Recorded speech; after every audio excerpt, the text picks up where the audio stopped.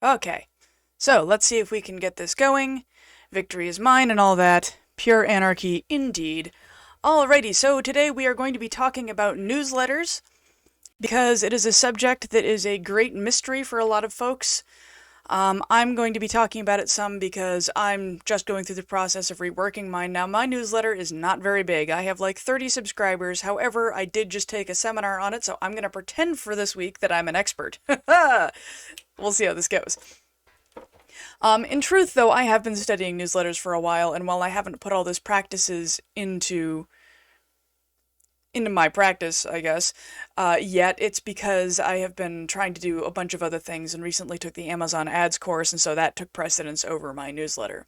And I did just launch a book in January, so it's still a little new, and I'm still working through all of it. But let's get into some of this. So what is a newsletter? A newsletter is a regular piece of communication that goes out to the people who sign up for it. So usually it's you sign up for somebody's newsletter on their website because you want to hear what they're doing.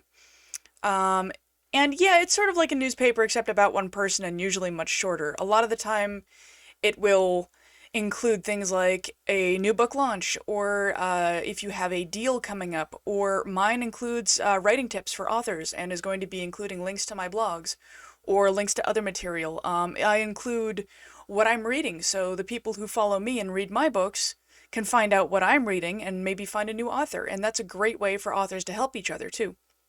I mentioned Leslie's new book and her audiobook coming up in one of my newsletters recently, and I'm going to be doing so again as we get closer to her launch because her audience and mine are very close since we both write fantasy. That's sort of a thing. So that is something we can actually all do to help each other, is talk about each other's works in our newsletters. You can do various other things to help market in your newsletters, and that's a thing I'm going to be getting into. But first off, let me pull up in here my screen, and I will be recording this separately also in here. Okay, so I am presuming you can all see my screen right now. I can't see the chat at the moment. Let me change that. Just want to make sure, is my screen visible for everybody?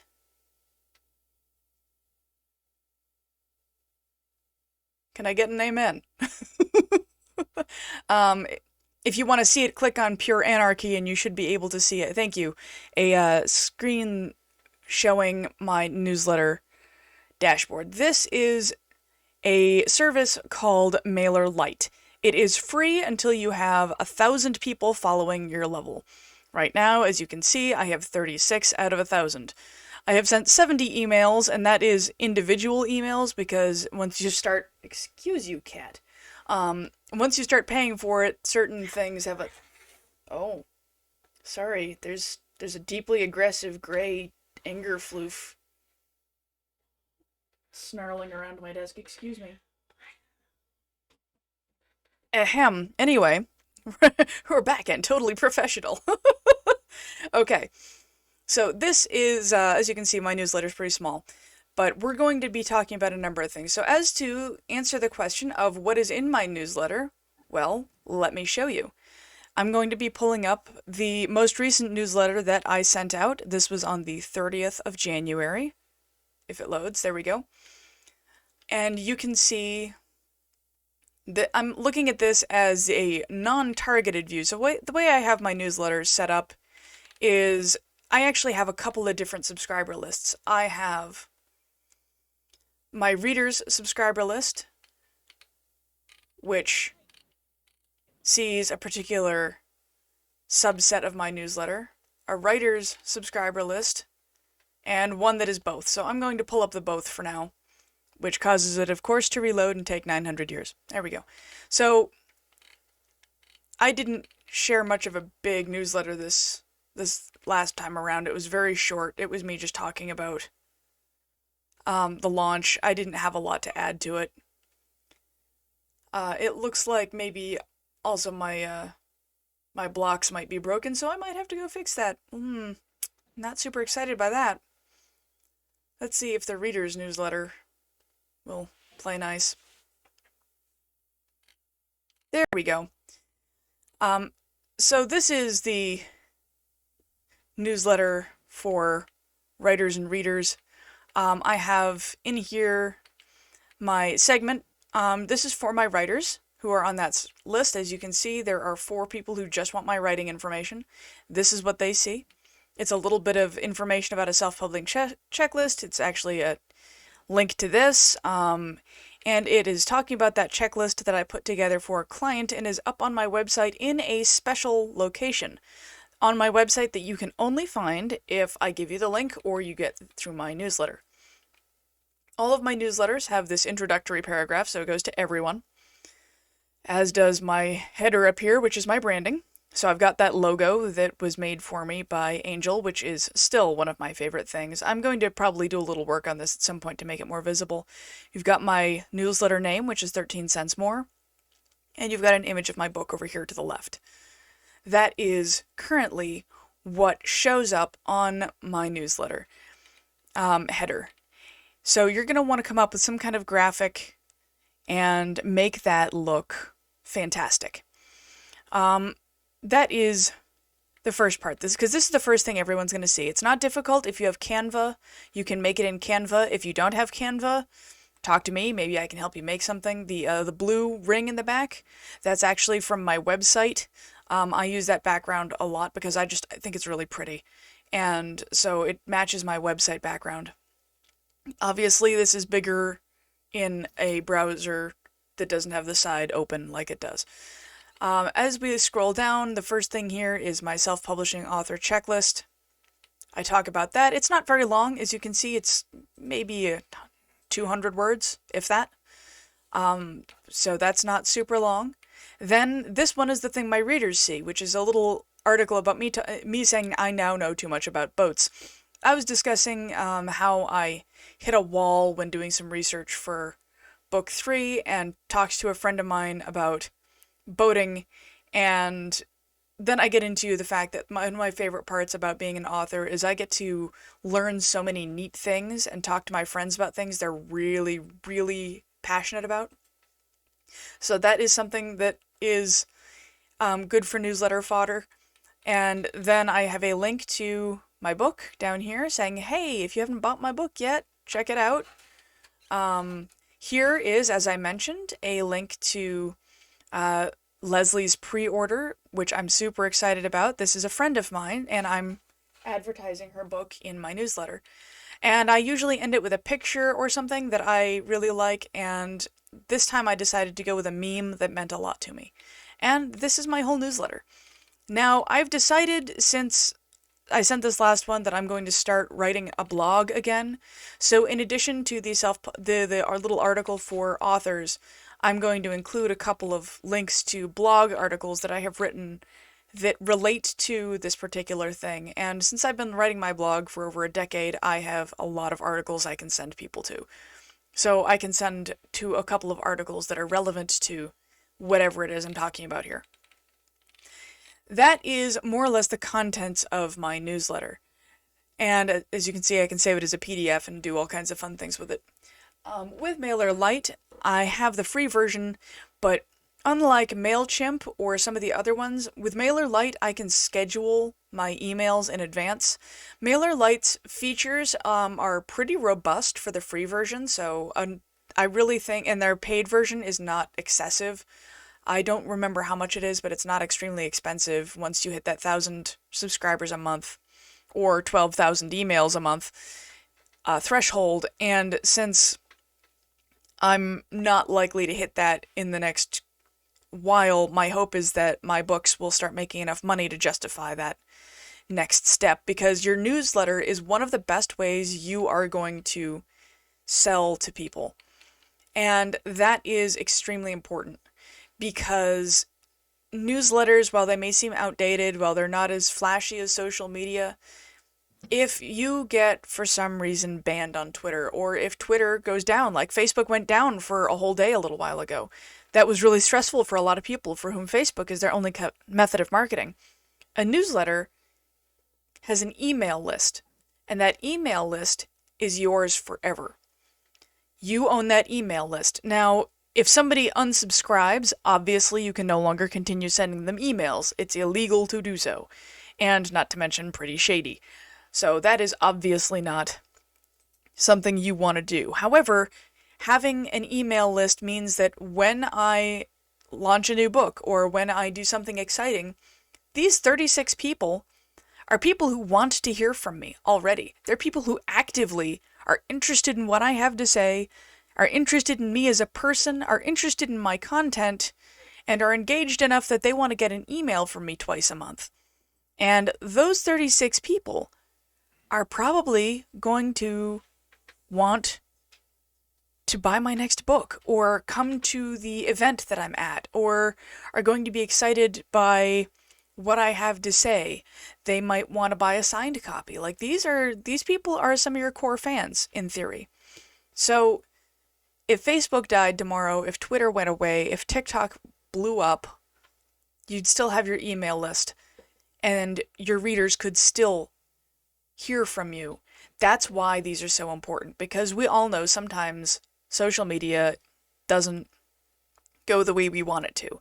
And we oftentimes will have issues with getting either shadow banned or outright banned, or identity theft, like somebody might steal your social media account. I have known authors who gave managerial access to their social media account to somebody they were going to hire as their publicist, and that publicist stole their account and locked them out of it and held it hostage for a lot of money. And when they didn't pay, they deleted it. Goodbye their entire audience. If you had been that author and had built up nothing but your Facebook account, you'd have to start over from nothing. And if you had thousands and thousands of people following that Facebook account, RIP your sales for a while. It's going to be a really big blow to you. However, if that happens to you and you have people sent to your newsletter, they can't take your newsletter from you because it comes from your email. And theoretically, even if somebody is helping manage your newsletter for you, you should at the very least download that list of subscribers so that you have that.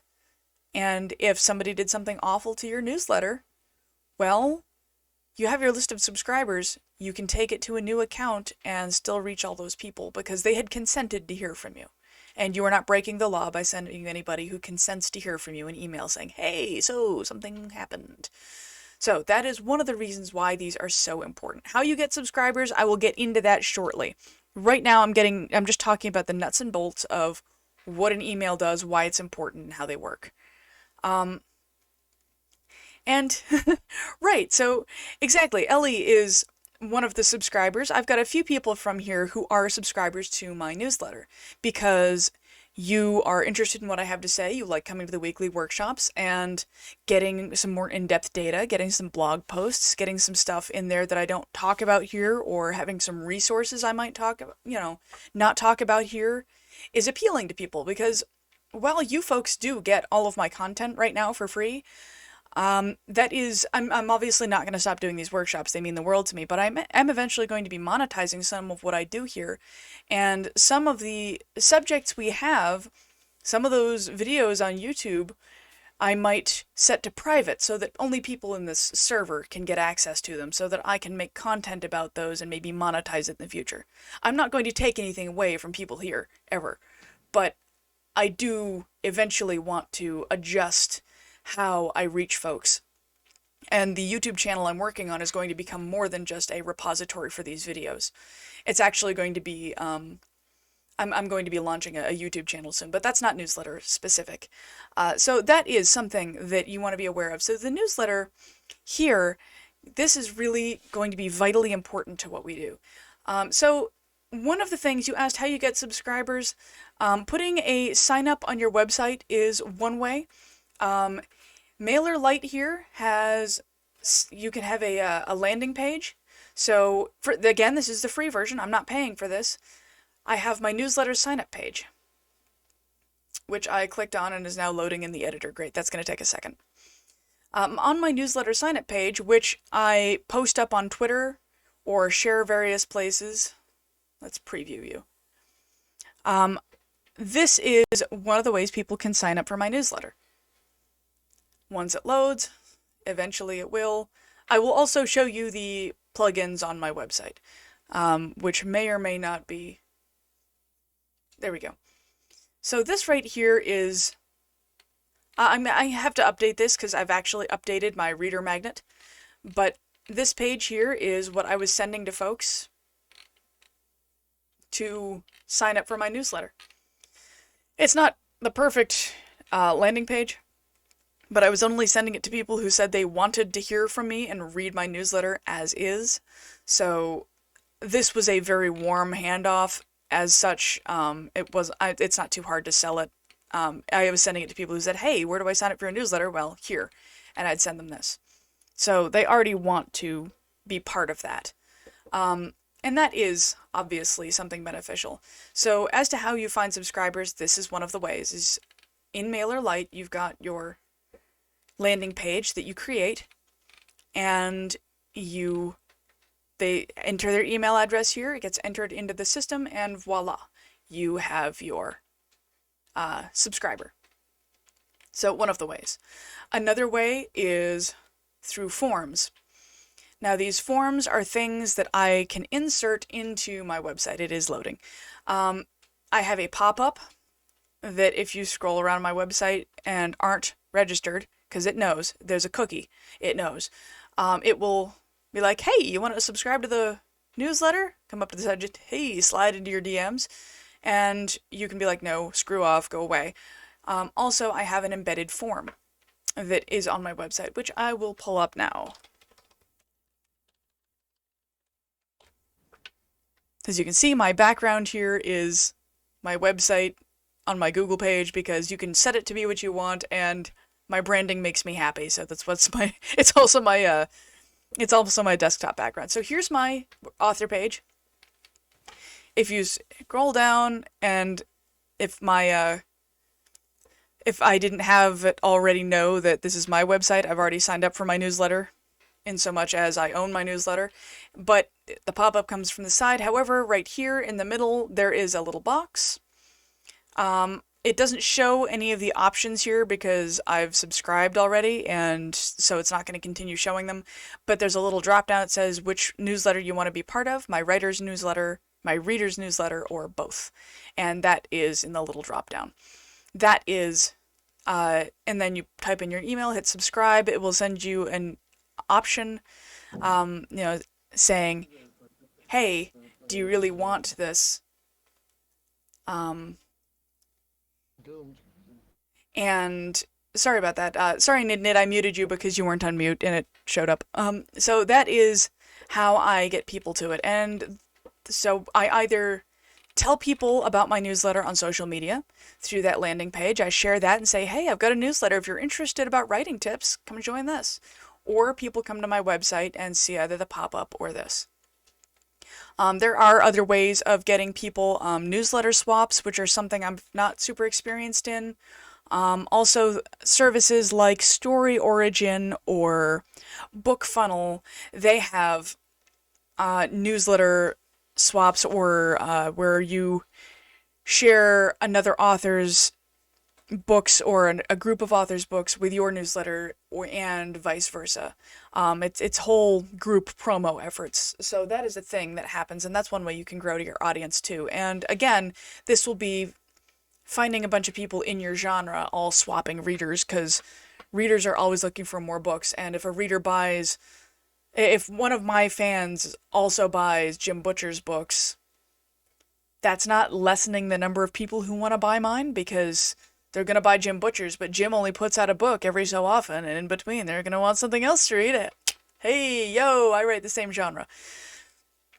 So that is one of the ways it works. And so that is more or less the fundamentals. Like, here's my, that was my subscribers list. And this right here is a list of showing all of the emails I've sent. You can see over time it has updated. I'm still I was still figuring out my format, what I wanted it to look like. Then I settled on the format I have, and I really like my appearance.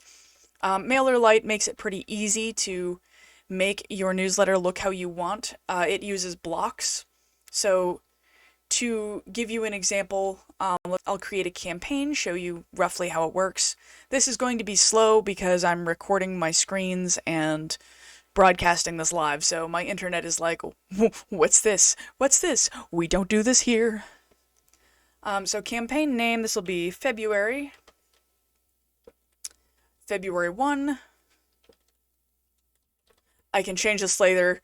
Stuff and things. Who's it from? It's from me. You can, this is, you can set it to be from whomever you want, but I very much prefer to set it from my actual email.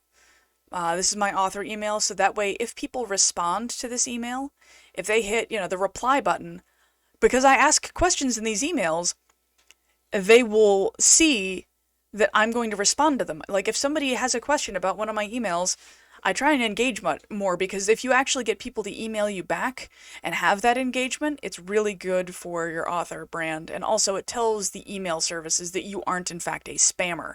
And so they're less likely to stick you in the spam folder, which is a distinct problem. Anagram, I am recording this one, so if your internet is being a jerk this week, I'm sorry, but it will be available, and I'm going to try and get it uploaded as soon as possible. I'm going to do something new with the editing this week. I am loading up the design thing here. So there's my template. It's not really loading right now because my internet is not super happy with me for doing all of this at once with me sharing my screen. But I have a template. Yes, this is the one I want. Let's see if it'll do its thing. That's what I get for having low-end internet. It's, questionable at times. So while this is loading, it's kind of showing the content areas. So in the middle here, this is going to be what the newsletter looks like. Over to the right, there's that flashing box. That section is where you're going to edit the content, and over to the left is where all of the blocks are. It doesn't look like it might load. Let me try closing my website and see if it'll load. It may not. Well, that's fun. So this is not gonna play nicely with me, but switching back over to the workshop here. I'm going to end my screen share so that my computer stops having a fit. There we go.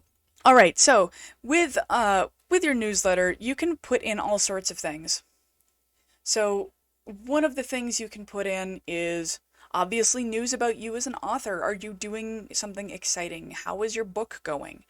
But you're also going to want to include some personal stuff. And I don't mean like deeply personal, but I'll talk about my ADHD and how that is affecting me. Or I'll talk about disability sometimes. I'll talk about other things that mean something to me. I'll talk about whatever it is that is on my mind. Now remember, you want to keep the content of your newsletter focused on your brand. And we've had that talk before about branding. And so the content of your newsletter does need to support your brand. It's really important that it supports your brand. However, your brand is going to be whatever you wanted to show to your audience. It's going to be what you chose to show to your audience. So as a result, it shouldn't be too difficult for you to come up with content. If you've been blogging already, I know that Random Man has been blogging, and I know a number of you have been writing blogs. If you can write a blog, a newsletter is not just a blog, except in email format. It should be shorter, and you can link to your blog posts as content. But you want to keep it short, you want to keep it kind of focused, and you want to keep a variety in there. So my newsletter, the advice I have for writers is all sorts of little tidbits. Yeah, exactly. Brand it like a cattle. But with the author content, I put all sorts of things in there, little tidbits for writers, some suggestions of, hey, I came across this week, or I've actually advertised some of Brian Cohen's stuff before because I've taken a couple of his classes, the free ones, and they're excellent quality. And I strongly suggest anybody who's interested in Amazon ads or the newsletter thing like I did, I'm not sure if it will let me open this today. Ah, okay, well, it loaded when I stopped sharing my screen, so let's see if I can get this to show for you folks again. But there's another thing that's really important here called the onboarding sequence.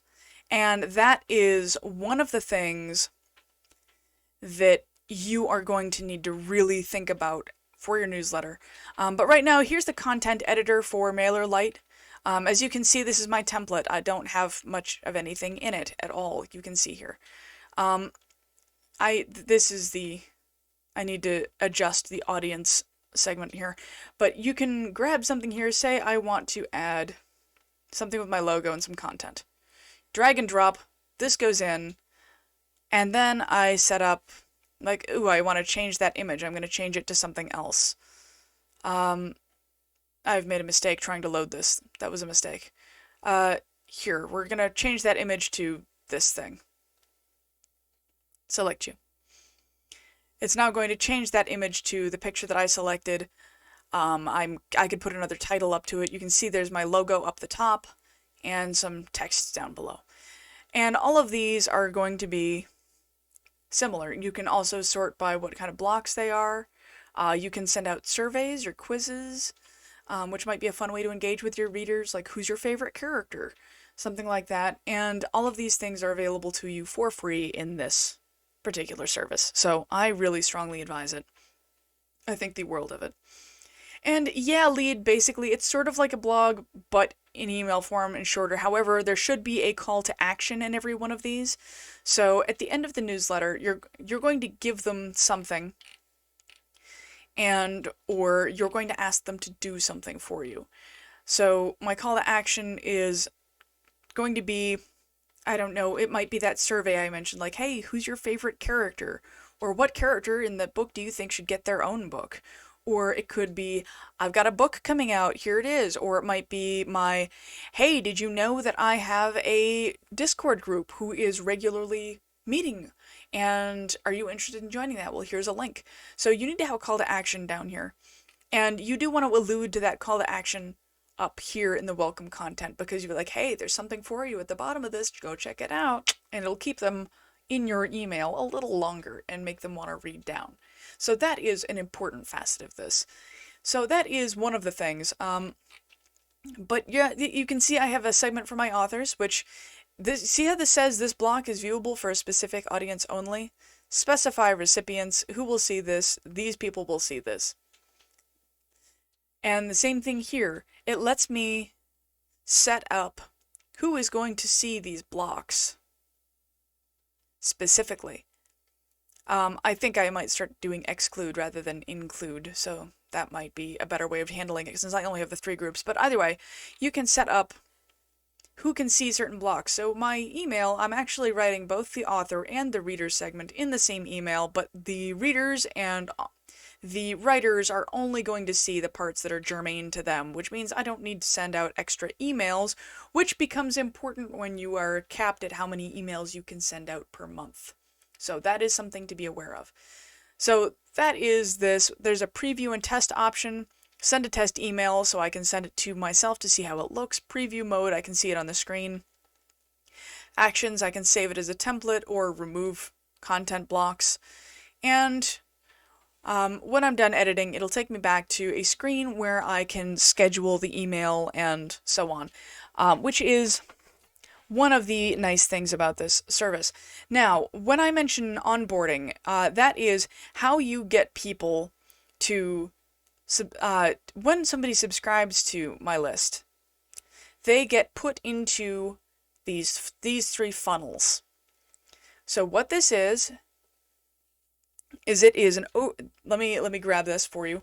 But when somebody completes that form, it's going to take them into a series of emails that they receive from me that is going to get them to be part of the community. So we've got this workflow set up.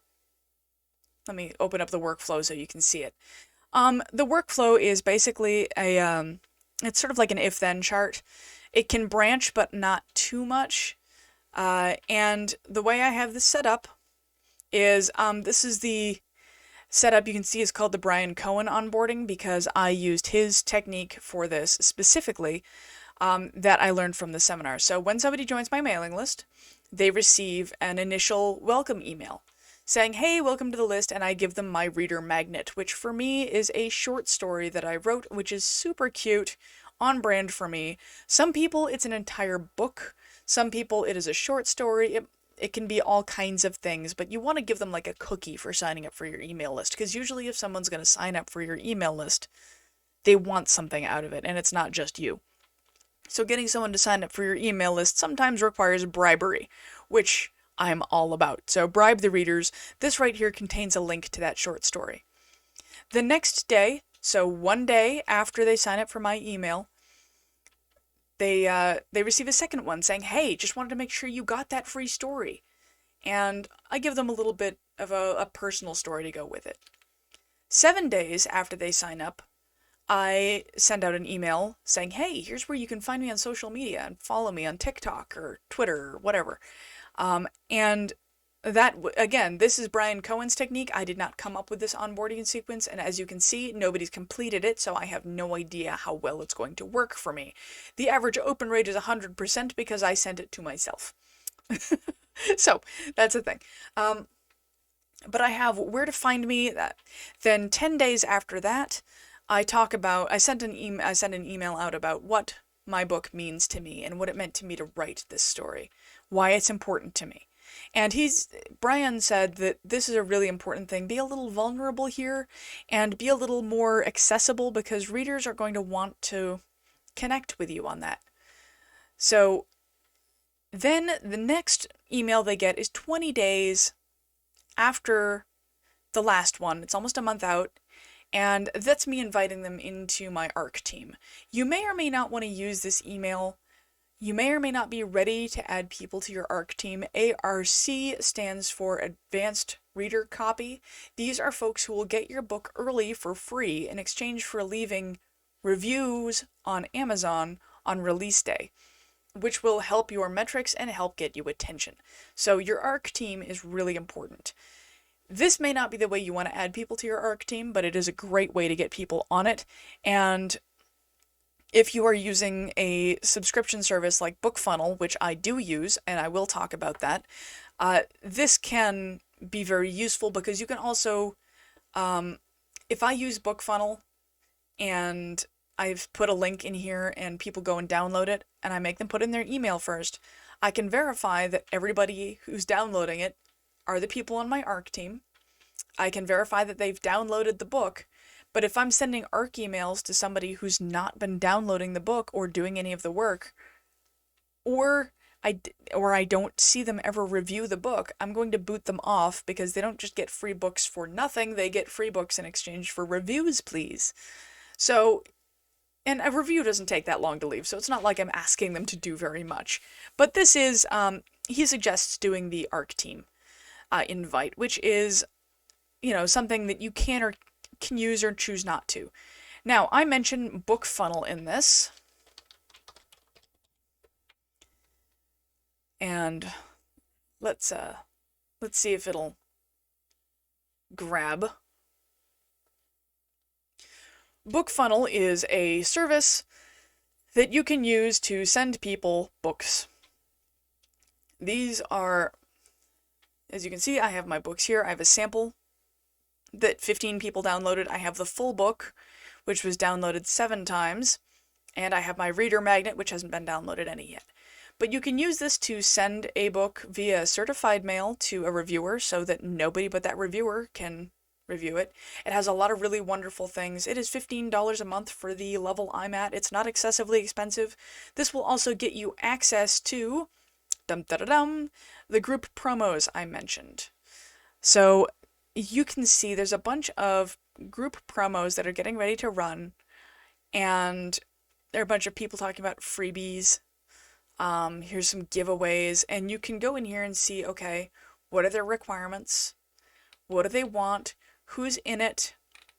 You can make sure it fits with you. You join the promo, and then you share the link to all of these authors in your newsletter on the date or dates or in during the promo period, and ta-da, your newsletter grows, their newsletter grows. Hopefully you all get some sales out of it and everybody wins.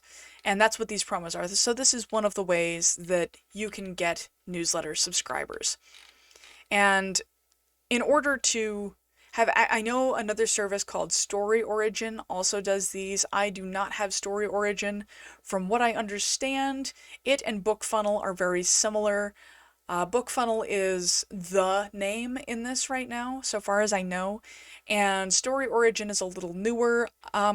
If you look up comparing them, they are very similar. Their price points are very similar, and so just kind of sniff around. You can try both of them if you want to, see which one works for you. But that is how I send out my initial reader magnet. You'll hear the reader magnet called a lot of things. I've heard it called a cookie. I've heard it called a reader magnet. I've heard it called the newsletter swag. There's a whole lot of names for it, but it is the thing you give away to get people to sign up for your newsletter. And as Brian said in his newsletter class the other day, there are very few things that you can just set and forget in book marketing. Very few things. But this onboarding sequence is one of them. Once you have an onboarding sequence that works and is polished, you don't really need to go back to look at it again. You can change the reader magnet if you want to from time to time, but keep in mind that the reader magnet is always going to be new to the people who sign up for your newsletter. So that little short story that I have as my reader magnet now is going to be new to everyone who signs up for it because it's only available to people who sign up for my newsletter. It's not available to anybody else. It's not anywhere else. It's not listed anywhere. So it is an exclusive, unique freebie just for my newsletter people. Also, I plan on doing occasionally a giveaway just for people who subscribe to my newsletters. Things like that can really be an appealing thing. I used my newsletter as a way to let people sign up for the giveaways on launch day early. I sent the email with the giveaway link that wasn't live for anybody else to my newsletter subscribers first, so they could jump in on the giveaways before anybody else had a chance to. And some of them, if you have a giveaway that has a set number of slots that only X number of people can join this giveaway, it's a great way to add a little extra thing that these people get. So what you're doing is you're giving value. Now, the thing you don't want to do is have your entire newsletter be about buy my book, buy my book, buy my book, buy my book. By the way, did you buy my book? Because if you hard sell to people like that, they're just either never going to open them, they're going to delete them, they're going to see, please lose my email and never contact me again. And so you want to make sure that your newsletter is going to provide value to the people who are interested in your content. And that is something that is really important. So I'm going to close out the stream there because I've shown you everything I have in that space. Yes, the stream went fine, thank you. So that is more or less what these newsletters are. They are a way to connect with your audience in a way that is not going to be subject to the whims of a social media company. You can't get banned from having a newsletter unless you really abuse it and break the law, in which case you did it to yourself. You can't, the only way you can lose your newsletter is if somehow the service goes down and you didn't download your subscriber list. I strongly recommend keeping your subscriber list backed up somewhere, at least back it up once a month. Or if you have a lot of new signups. Like right now, my newsletter signups are pretty flatlined because I haven't pushed it much and I'm just now getting into really tweaking it and setting it in motion. But I know these techniques work. There's also the book Newsletter Ninja, which I strongly recommend. I will put a link to that, both in the description of the video on YouTube, and I will send it out to you folks. I think I've sent it out a few times already in the group chat. So those are really excellent. Newsletter Ninja is extremely dense, and I found it really stressful to read. However, the data in it is really good, so don't go into it expecting a fun read. However, the content is really worth kind of shoveling through. The way I did it is I would go through, read what she had to say, go into my newsletter, tweak things. Okay, read the next segment. Okay, then go into my newsletter and do the things she said to do. And kind of did it that way. I found it less overwhelming than trying to do the whole thing at once, which was a lot when I did. So that is something that you might find beneficial to you.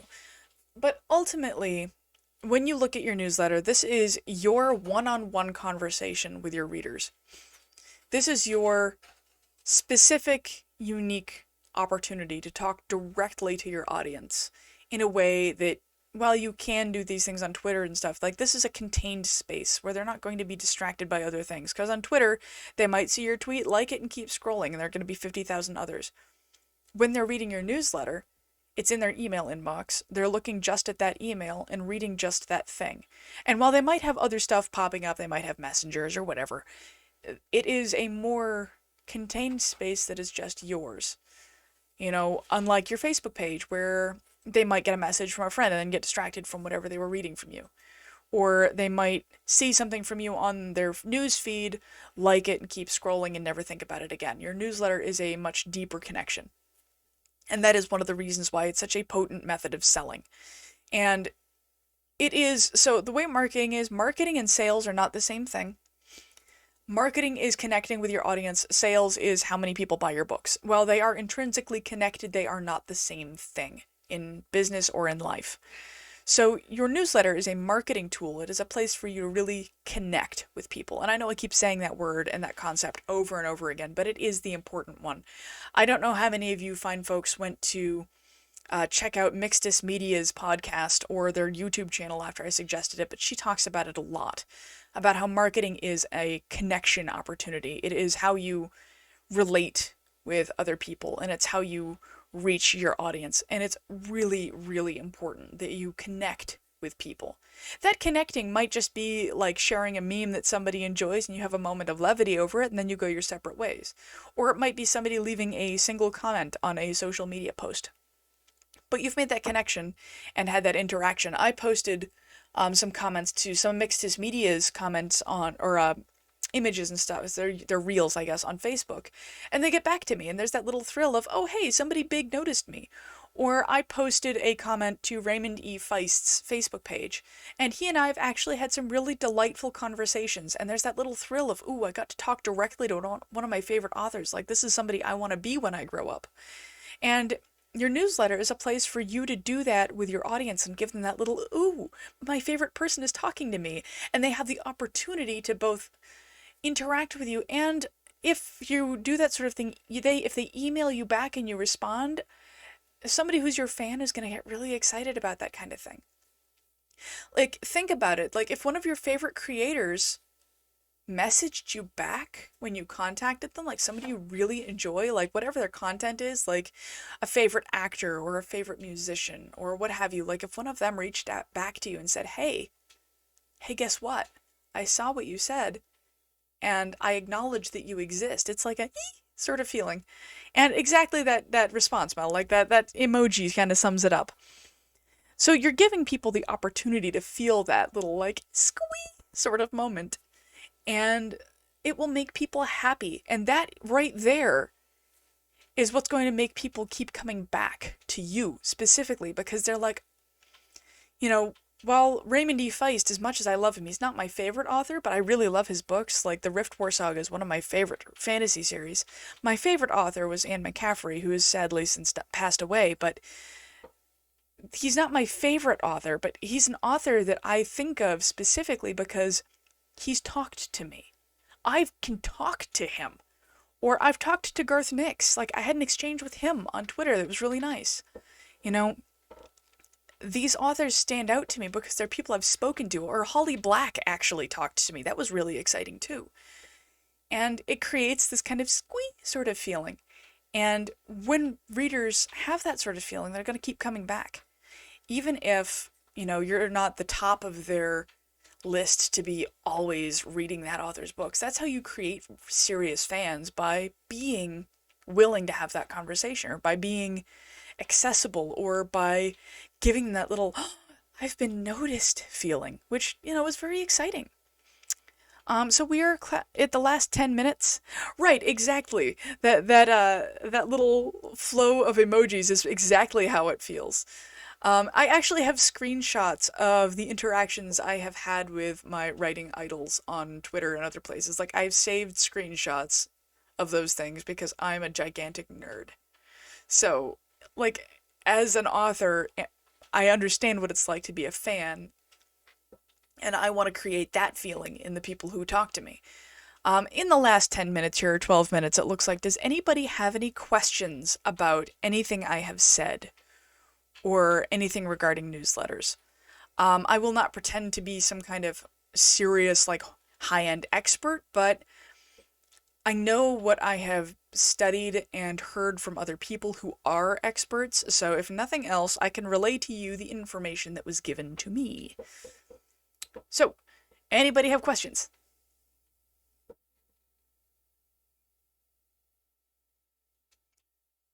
I feel like I forget the TV show, but it's the now this is the time on Sprockets when we dance. SNL, thank you. I always forget which comedy show is which skit, but yes. Also, the nice thing about newsletters is it doesn't need to be expensive. While the $15 a month for BookFunnel can be more than some people have, it's not too expensive. And if you don't have it, you can manually send out your reader magnet early on, but I prefer paying for the service because it also means that it's more secure. So whatever reader magnet I have, if it was a whole book, wouldn't be just going to anybody higgledy-piggledy, and I could track how many downloads, and I could say, ooh, this link that I sent out to one person has like 3 downloads on it. It was supposed to have 1, and I can shut that link down so it can't keep getting grabbed, so it does help prevent piracy.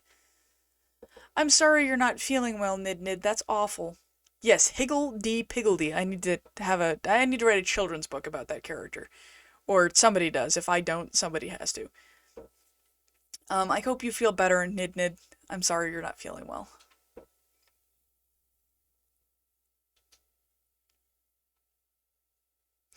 Yeah, I'm sorry, Anagram. I know you couldn't see much, but do you have any questions about anything you heard, or questions that I didn't cover about newsletters in general?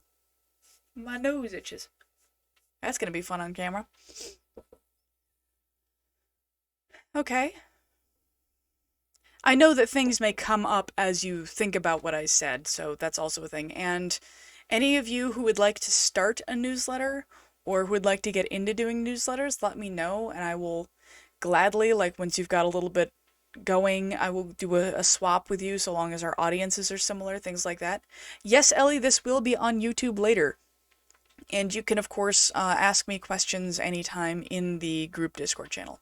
So I know this was a really dense talk, and I know it's kind of back on the subject of marketing, but I really wanted to get into this specific subject since I saw so many people asking questions about it, or so many people who didn't know what to do with it in the group. So I felt like this was kind of one of those important things. And I did just attend a seminar on it online, so it was in my brain. Since nobody has any questions at the moment, just to let you all know, one of the things I am going to be doing is I'm working on getting the YouTube channel started. So right now I don't really have a good place to record, but I'm working on that. Once I have a good place to record, I have this really neat flow that I saw on YouTube of ways that you can take a long form YouTube video and turn it into a whole bunch of content for a bunch of things. So it's this long form YouTube video that I saw this marketer turn it into a podcast, an audiogram, a YouTube short, obviously the YouTube video itself, Instagram Reels, TikToks, Pinterest idea pins, and an SEO optimized blog post with the YouTube embedded, and you can send that to your email list. So that's a really impressive use of a single piece of medium that will go to a lot of places. And since I only have so much time and I only have so much energy, if I can make one long form video that I can repurpose in like 12 ways, I think it will really help me get content to the places I need it faster and more effectively and give me more content than basically writing or filming or doing the same thing like 12 different times for some different platforms, which will be a headache. So that is something I'm looking at. So the YouTube channel is going to become more than just a vault of our conversations here, not too far in the future. And I'm also looking at creating and selling some classes for authors. Most of you folks here will already have known the content that's in them, but it's going to be things like story structure, and I'm going to give a series of lessons on the 3-act structure and how all that works, and give some exercises and give some, some worksheets and so on about how to chart your story and how to use the beat sheet and so on. Stuff that I've talked about here a lot, and I'm going to be putting those together, and I'm planning on selling them through my website for like $50, which is a lot less than a lot of other comparable classes, but given that I give the information away for free in various places, that is something I plan on doing. So that is another thing that is going to be going into my newsletter. So all that content is going to be like released through that medium, which means it's going to be going directly to the people who want it. If you are not on my newsletter and want to be, I can send a sign-up link down below. The newsletter itself, I send it twice a month right now. As far as frequency goes, you don't want to send it more than twice a month, because if you overwhelm people with your newsletter, the email service is just going to think you're spam. Also, people aren't going to read it. So twice a month was about the maximum frequency that I saw. Once a month is also a common frequency, but I like the twice a month model. For some reason I don't know, maybe it's because I have the instant reward thing in the brain from the ADHD, maybe it's that, but so that is something I should probably have mentioned sooner, but yeah, don't send out newsletters too often, which is also a nice thing because since you only need to do it once or twice a month, you can actually do your newsletter pretty well in advance, schedule it to go out, and then not have to worry about it for a while. And so it's going to be one of those things that you don't need to do a bunch of agonizing over or a bunch of stress over. It should be pretty quick. Like, writing my newsletter takes me about half an hour at most per newsletter, so it's an hour a month of time, and it's one of the best ways to connect with my audience. So I'm not even having to spend a lot of time on it either, which is nice, because some of the marketing techniques we've talked about take more time, and we'd all kind of rather be using that time to write. Also, to address a final point, you do not need to have a book out to start doing your newsletter. Much like all of your marketing, you don't need to wait until your book is out to do it. And particularly since a lot of the stuff I mentioned, particularly things like MailerLite and such, are free, you don't need to wait to do them. And you can make an account, you can experiment, you can play with things, you can bounce ideas off of other writers here, and we can all kind of subscribe to each other's newsletters and grow each other's audience, and also talk about what works, what doesn't work, and you can see the metrics of how many times the links are getting clicked, so you'll know how effective your call to action is, things like that, which I know is a lot of big scary words that we don't like to talk about, like calls to action and click-through rate and all that other stuff. It can be kind of intimidating, but once you start understanding some of those metrics and some of that data, it becomes less scary over time. So that's something to consider. And I can do a talk about that at some point, but those metrics are important. I can also do a something about Amazon ads, but I'm still trying to understand all of that. So I want to give that a little more time before I do a talk on it. And I think most of the folks in this group aren't at the point where Amazon ads are going to be on your radar anyway, if they ever are, because if you're traditionally publishing, Amazon ads are not your problem. If you're self-publishing, they will be your problem. Oh boy, will they be your problem. But if you're publishing through a publisher, not going to be an issue you need to worry about, because your publisher is the one who runs those. So that's something nice to know. One of the benefits of traditionally publishing, I guess, while you have to do most of your marketing on your own, a lot of those kinds of advertising or things like the BookBub ads and stuff, a lot of those are done by your publisher, not by you, which does save you a lot of headache in the scope of things. So one of the benefits of trad publishing, you don't need to pull your hair out like I do over that. Anyhow. I have 2 minutes left. Does anybody have anything I haven't covered yet? I know everybody's kind of low energy and tired today, and I hit you with a lot of data at once. This was a really dense hour. I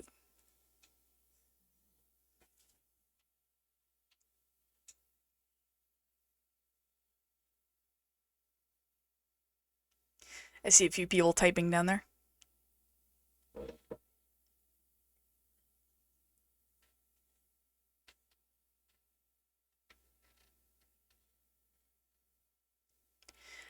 Do, do, do, do, do, do, do.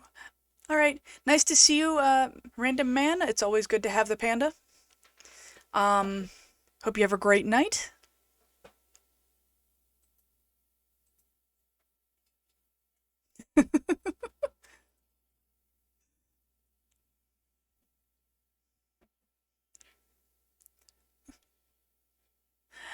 I guess we can probably wrap it up here since I don't know that anybody has any questions right now. Obviously, I will be around if you have questions or want to go over something.